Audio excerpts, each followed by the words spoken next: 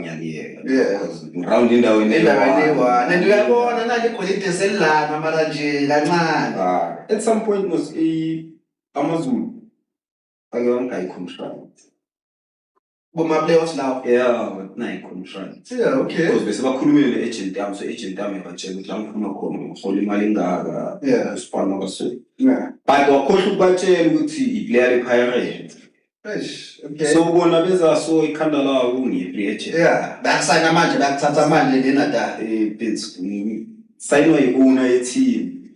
Uthi Ethi bakuphela ama-playoffs yami se-Durban la uyikhaya. Thatha i-contract ngiyifunde ehotela. Eshithi ngagidla ne-contract ngifake phansi komcebo. Shithi awuhlakatele ukuthi vele naye yenzakala yini.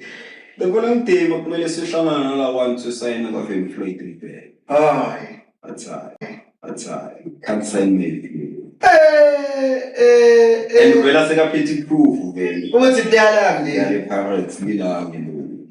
But manje uyivala kanje le opportunity unama plans for wena ngala.